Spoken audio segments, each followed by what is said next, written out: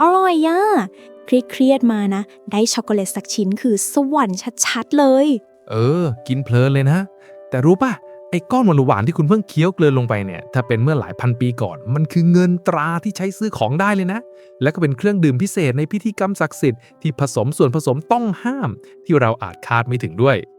ฮะเดี๋ยวส่วนผสมต้องห้ามอะไรนั่นช็อกโกแลตเนี่ยนะจริงแท้แน่นอนครับคุณผู้ชมครับทุกคนน่าจะคุ้นเคยกับช็อกโกแลตในฐานะขนมหวานแสนอร่อยสัญลักษณ์แห่งความรักในวันวาเลนไทน์ใช่ไหมครับแต่เบื้องหลังความหวานละมุนนี้ประวัติศาสตร์ของมันกลับเต็มไปด้วยความขมขื่นอำนาจความลึกลับไปจนถึงการกดขี่แรงงานเลยแหละครับ โหฟังดูดาร์กมากเลยนะจากขนมหวานธรรมดากลายเป็นหนังทริลเลอร์ไปละ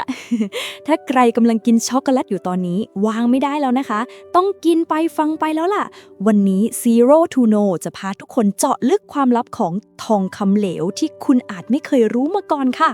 ก่อนอื่นเราต้องลบภาพช็อกโกแลตแท่งหวานๆทิ้งไปก่อนเลยนะครับย้อนกลับไปเมื่อประมาณ 5,300 ปีก่อนนู่นเลยมีหลักฐานทางโบราณคดีพบว่ามนุษย์เริ่มรู้จักพืชตระกูลโกโก้หรือคาคาวแถวๆป่าแอมะซอนตอนใต้ของประเทศเอกวาดอร์ก่อนที่มันจะแพร่หลายไปยังภูมิภาคเมโสอเมริกาหรืออเมริกากลางในปัจจุบันนั่นเองครับ ใช่ค่ะซึ่งชนเผ่าแรกๆที่เอามาทำเป็นเครื่องดื่มก็คือชาวโอเม็กซ์แล้วก็ส่งต่อวัฒนธรรมนี้มาให้ชาวมายาและแอสเท็กแต่บอกเลยนะคะเครื่องดื่มช็อกโกแลตยุคนั้นที่เขาเรียกกันว่าช็อกโกลาโตแปลว่าน้ำขมเนี่ยรสชาติไม่ได้ใกล้เคียงกับนมช็อกโกแลตสมัยนี้เลยแม้แต่นิดเดียวค่ะ ใช่เลยไม่มีนมไม่มีน้ำตาลครับเขาเอาเมล็ดคาคาวมาคั่วบดเป็นเพสแล้วผสมน้ำเติมพริกเติมสมุนไพรเครื่องเทศแล้วก็เทสลับแก้วไปมาให้มันเกิดฟองรสชาติขมจัดฝาดเผ็ดร้อนเป็นเครื่องดื่มชูกำลังสำหรับนักรบและสงวนไว้เฉพาะชนชั้นสูงกษัตริย์หรือนักบวชดื่มเท่านั้นเองครับ ฟังดูเหมือนกินน้ำพริกละลายน้ำเลยนะแต่ความพีคไม่ได้อยู่แค่รสชาติหรอกนะคะ อย่างที่บอกตอนแรกว่ามันคือเงินตราใช่ป่ะ ในยุคจักรวรรดิแอสเท็กเนี่ยเมล็ดคาเขามีค่ามากจนเปรียบเหมือนทองคำเหลวเลยค่ะ คือเงินงอกบนต้นไม้ของแท้ๆเลยค่ะ ถูกต้องเลยครับเขาใช้เมล็ดคาคาวแทนเงินสดเลยนะในเอกสารที่เราค้นมาเนี่ยระบุอัตราแลกเปลี่ยนไว้ชัดเจนด้วยนะอย่างเช่นเมล็ดคาคาว30เมล็ดสามารถซื้อกระต่ายได้1ตัวหรือถ้ามีสัก100เมล็ดก็เอาไปแลกไก่งวงได้เลย1ตัว เฮ้ย มีตารางอัตราแลกเปลี่ยนด้วยเนี่ย ถึง แล้วคุณผู้ชมรู้ไหมคะ พออะไรที่มันเป็นเงินตราปุ๊บ สิ่งที่ตามมาคืออะไร ของปลอมค่ะ ฮะเมล็ดพืชเนี่ยนะปลอมได้ด้วยเหรอได้สิคะ พวกมิจฉาชีพยุคแอสเท็กนี้หัวหมอมากเลย เขาเอาดินเหนียวหรือเศษเปลือกผลไม้มาปั้นแล้วย้อมสีให้เหมือนเมล็ดคาคาเป๊ะเลย แล้วเอาไปผสมรวมกับเมล็ดจริงเพื่อหลอกซื้อของ โห อาชญากรรมทางการเงินยุคโบราณสุดๆเลยค่ะ ยอมใจความพยายามจริงๆครับ แต่ที่น่าสนใจกว่าเรื่องของปลอมก็คือเรื่องความเชื่อครับช็อกโกแลตยุคนั้นไม่ได้แค่เป็นอาหารแต่เป็นของศักดิ์สิทธิ์เลยชื่อวิทยาศาสตร์ของมันคือ Diabroma Cacao แปลว่าอาหารแห่งทวยเทพชาวมายาและแอสเท็กเชื่อว่ามันเป็นของขวัญจากเทพเจ้าโดยเฉพาะเทพเควตซาลคอโตเทพงูมีขนที่เอาเมล็ดคาคาวมามอบให้มนุษย์ครับ และเพราะมันเป็นของเทพเจ้านี่แหละค่ะ มันก็เลยเข้าไปพัวพันกับพิธีกรรมศักดิ์สิทธิ์อย่างหลีกเลี่ยงไม่ได้ค่ะ ในบันทึกประวัติศาสตร์ระบุว่าในพิธีกรรมสำคัญของชาวแอสเท็กนั้น ผู้เข้าร่วมพิธีจะได้รับเครื่องดื่มคาคาพิเศษที่ผสมส่วนผสมลึกลับเพื่อชำระล้างจิตวิญญาณเสริมพลังก่อนเข้าสู่พิธีถวายแด่เทพเจ้าค่ะ คือมันผูกพันกับความเชื่อทางจิตวิญญาณลึกมากเลยนะครับจากเครื่องดื่มชูกำลังกลายเป็นสิ่งที่ใช้เชื่อมโยงระหว่างมนุษย์กับเทพเจ้าดาร์กแต่ก็น่าทึ่งไปอีกแบบครับแล้วจุดเปลี่ยนที่ทำให้ช็อกโกแลตแบบนี้กลายมาเป็นของหวานในยุโรปได้ยังไงล่ะครับ งานนี้ต้องยกเครดิตหรือเปล่า ให้กับนักสำรวจชาวสเปนอย่างเออร์นันคอร์เทสค่ะในปีคริสตศักราช 1519 คอร์เทสบุกมาที่จักรวรรดิแอสเท็กแล้วได้ลิ้มรสเครื่องดื่มนี้ในราชสำนักของจักรพรรดิมอนเตซูมาพอเห็นว่ามันกินแล้วคึกคักมีประโยชน์ก็เลยหอบเอาเมล็ดคาเขากลับไปที่สเปนด้วยเลยค่ะ แต่พอกลับไปถึงสเปนคนสเปนกินแล้วแบบขมจังไม่ไหวใช่ไหมล่ะ ใช่เลยค่ะ คนยุโรปไม่เก็ตความเผ็ดขมแบบนั้นเลย พระชาวสเปนก็เลยจัดการดัดแปลงสูตร เอาพริกออกแล้วใส่น้ำตาล น้ำผึ้งวานิลา และอบเชยลงไปแทน คราวนี้แหละถูกปากชาวสเปนสุดๆเลย กลายเป็นเครื่องดื่มสุดฮิตในหมู่ราชวงศ์และชนชั้นสูงเลยค่ะ และคุณผู้ชมรู้ไหมครับสเปนเนี่ยหวงสูตรนี้มากเลยนะ พวกเขาเก็บเรื่องช็อกโกแลตเป็นความลับระดับชาตินาน100 ปีเลยไม่ยอมให้ชาติอื่นในยุโรปรู้วิธีทำเด็ดขาดจนกระทั่งมีการแต่งงานข้ามราชวงศ์มีการลักลอบนำออกไปช็อกโกแลตถึงได้แพร่กระจายไปฝรั่งเศสอังกฤษและประเทศอื่นๆครับ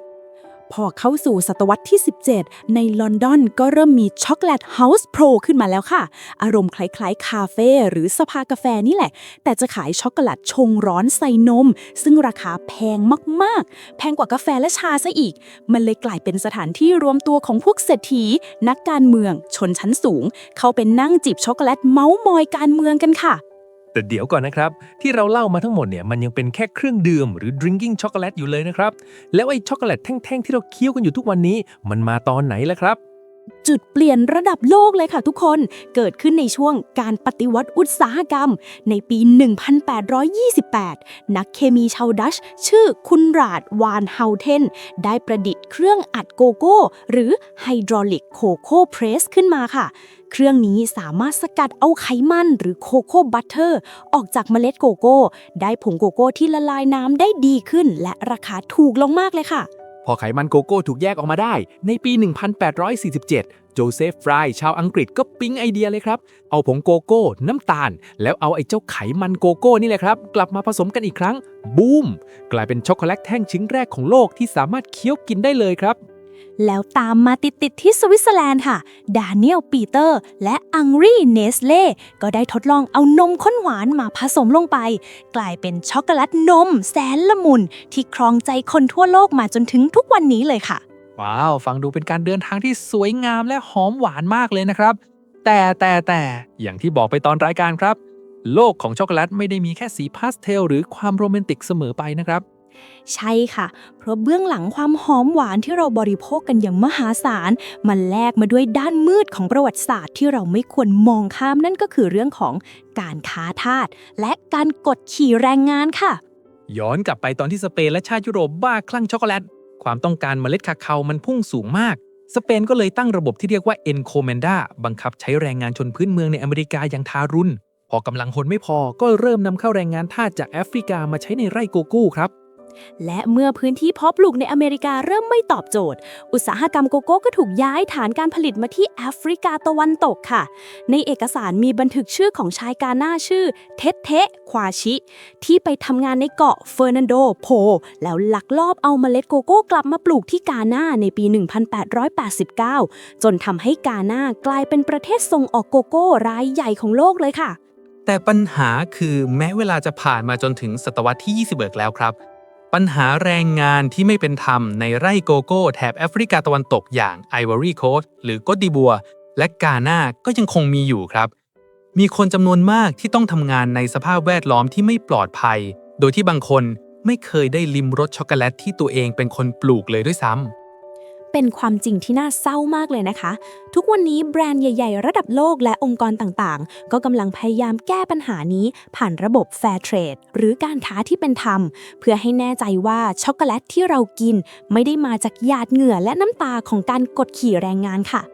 เอาละครับ จากน้ำขมๆของชาวโอเมกส์สู่เครื่องดื่มศักดิ์สิทธิ์ของชาวแอสเท็กข้ามน้ำข้ามทะเลมาเป็นความลับระดับชาติของสเปน และถูกปฏิวัติอุตสาหกรรมจนกลายเป็นช็อกโกแลตแท่งแสนอร่อยในมือคุณ ประวัติศาสตร์กว่า 5,000 ปีของพืชชนิดนี้ มันช่างยาวนานและมีมิติที่ซับซ้อนจริงๆครับ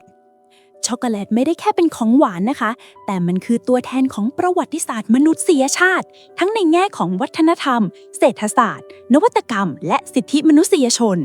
ครั้งหน้าที่คุณผู้ชมกัดช็อกโกแลตคำต่อไป ลองนึกถึงเรื่องราวการเดินทางอันยาวนานของมันดูนะคะ รับรองได้ว่าคุณจะสัมผัสได้ถึงรสชาติที่ลึกซึ้งกว่าเดิมแน่นอนค่ะ ถ้าคุณชอบเรื่องราวสนุกๆ ได้สาระเปิดมุมมองใหม่ๆ แบบนี้ครับ อย่าลืมกดไลค์ กดแชร์ แล้วกดติดตาม Zero to Know ไว้เลยนะคะ แล้วเจอกันใหม่ตอนหน้ากับเรื่องเล่าที่สนุกกว่าที่คิดครับ จากศูนย์สู่รู้สนุกทุกคลิป